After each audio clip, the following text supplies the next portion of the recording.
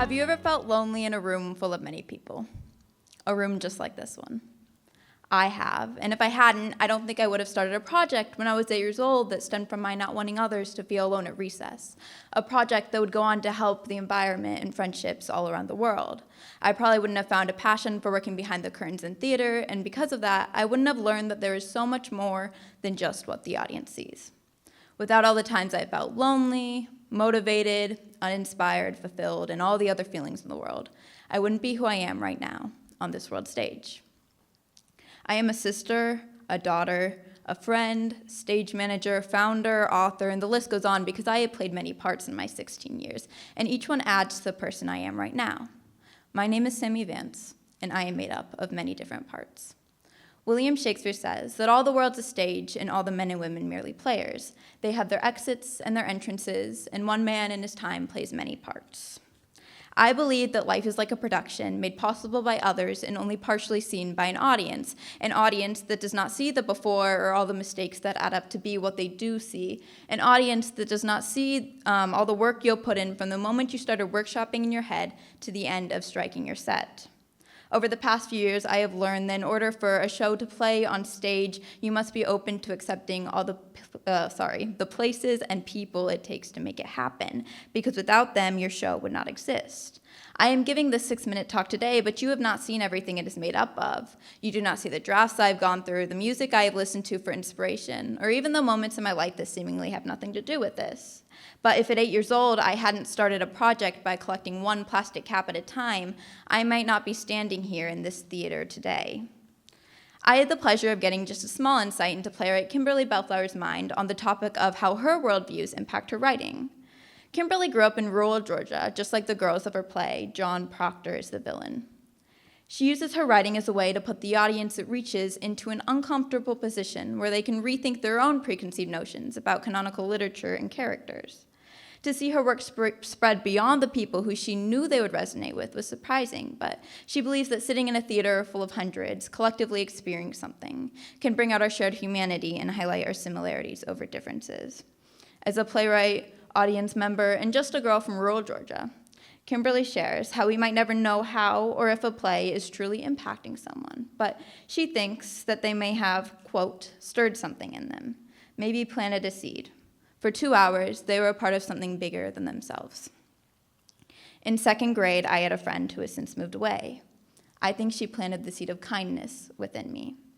In 9th grade, I experienced a show that I believe watered the seed of passion within me, and somewhere between the time I was born and now, longing, anger, joy, inspiration, and countless other emotions and seeds were planted and are still growing right now. The truth is, I don't know where all these seeds came from. I don't know for sure any of the places that I've planted seeds, but I do know that I am a collection of the people I've met, the places I have been, the theater I have seen, and every little moment of my past. I choose to embrace this and live my life knowing every second is important because every second is me. Growing up, Kimberly Bellflower thought she needed to shed her Southern identity and accent to be taken seriously. She thought she needed to write about big, important things and that those things couldn't possibly include girls like herself. She reflects, quote, "As I've gotten older, I've realized that those things, my Southernness, my femininity, my too muchness, are my superpowers.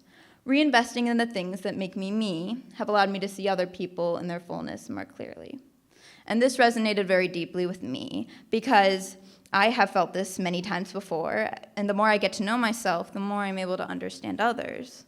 I have been the kid at recess who has felt excluded, and I have been in an audience feeling empowered by my surroundings. I have been the angry girl who isn't good at expressing her emotions, and I have had trouble figuring out who I am and what I am supposed to be doing.